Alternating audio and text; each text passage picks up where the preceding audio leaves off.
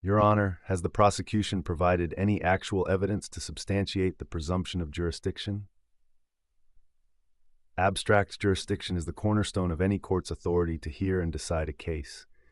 Without jurisdiction, both personal and subject matter, the legal process collapses into invalidity. Despite this foundational principle, courts often proceed based on unchallenged presumptions of jurisdiction, particularly in administrative and traffic matters, where the accused frequently lacks a nuanced understanding of their rights. This article critically examines the presumption of jurisdiction as it operates in contemporary courts and explores the burden of proof required to substantiate jurisdiction. It argues that the failure to demand actual evidence to substantiate jurisdiction undermines the integrity of judicial proceedings and erodes constitutional protections. Introduction. Jurisdiction is power, wrote Justice Felix Frankfurter, and without it, a court's rulings are nullities. Yet, in countless cases across administrative and lower courts, jurisdiction is presumed, not proven, and this presumption is rarely challenged. The problem is exacerbated in traffic, tax, and other quasi-criminal proceedings, where individuals are often unaware of their right to demand proof of jurisdiction. The presumption of jurisdiction can often function as a procedural shortcut, where the mere filing of a case or the presence of a defendant is assumed to establish the court's authority. However, as courts derive their jurisdiction from constitutional and statutory grants of power, this presumption must be substantiated with evidence, not assumed. This article explores the nature of jurisdiction, the evidentiary requirements for its substantiation, and the constitutional implications of failing to challenge its presumption. Understanding jurisdiction. The types of jurisdiction. Subject matter jurisdiction, the authority of a court to hear cases of a specific type based on statutory or constitutional provisions. Personal jurisdiction, the authority over the individuals involved, often tied to geographic location or voluntary submission. Territorial jurisdiction, the geographic scope within which a court may exercise authority. Without all three, a court's decisions are void and can be challenged at any stage. The constitutional basis of jurisdiction. Jurisdiction is derived from the Constitution and legislative enactments. For example, federal courts derive authority from Article 3 of the Constitution. State courts operate under state constitutions and statutory frameworks. The presumption of jurisdiction often hinges on implied consent, such as through residency, licensure, or engagement in regulated activities. However, these presumptions are not evidence and must be substantiated when questioned. Third, the presumption of jurisdiction in practice. A. Traffic and administrative cases. In traffic courts, jurisdiction is often presumed based on the issuance of a license or registration. However, these are contracts voluntarily entered into by individuals, often without a full understanding of the implications. Licensure and registration do not inherently waive constitutional rights or provide blanket jurisdiction to administrative tribunals. B. The role of voluntary compliance. By applying for licenses or registering vehicles, individuals often unknowingly consent to be governed by administrative rules.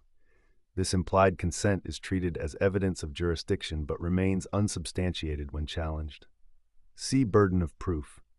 Courts and prosecutors frequently assume that jurisdictional facts are self-evident. This assumption contradicts the principle that jurisdiction must be proven, not presumed. In Hagan v. Utah, 1902, the Supreme Court emphasized that jurisdictional facts must be demonstrated with clarity and evidence. The legal standard for proving jurisdiction, or evidence. The prosecution bears the burden of proving jurisdiction.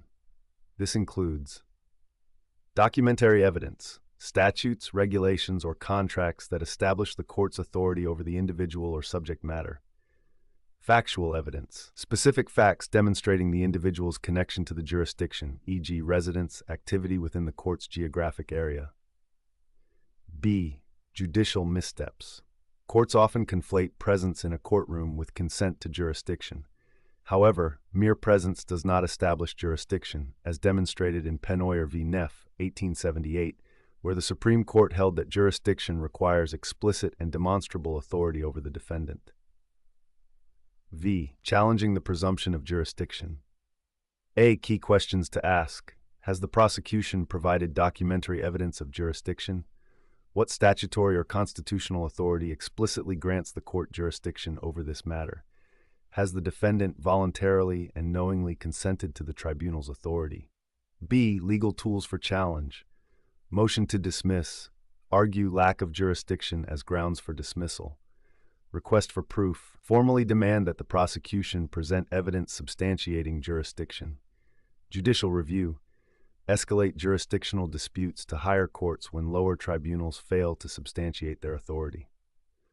The constitutional implications of jurisdictional presumptions. A. Due process violations. Proceeding without substantiating jurisdiction undermines the due process rights of individuals. The Fifth and 14th Amendments guarantee that no one shall be deprived of life, liberty, or property without due process of law, which includes jurisdictional safeguards. Erosion of individual liberties. The unchecked presumption of jurisdiction often leads to broader governmental overreach, particularly in administrative and traffic contexts, where tribunals operate under relaxed procedural standards. 7. Reforms and recommendations. A. Shift the burden of proof. The burden of proving jurisdiction must rest unequivocally with the prosecution. Courts should require clear and convincing evidence before proceeding. B. Educate defendants.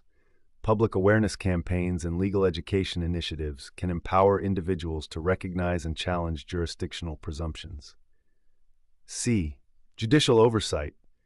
Higher courts should enforce stricter standards for proving jurisdiction, ensuring that lower tribunals do not rely on procedural shortcuts. Conclusion. Jurisdiction is not a mere formality. It is the bedrock of judicial authority.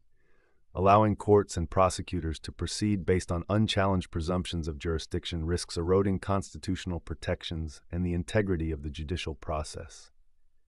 By demanding actual evidence to substantiate jurisdiction, defendants can ensure that their fundamental rights are respected and upheld.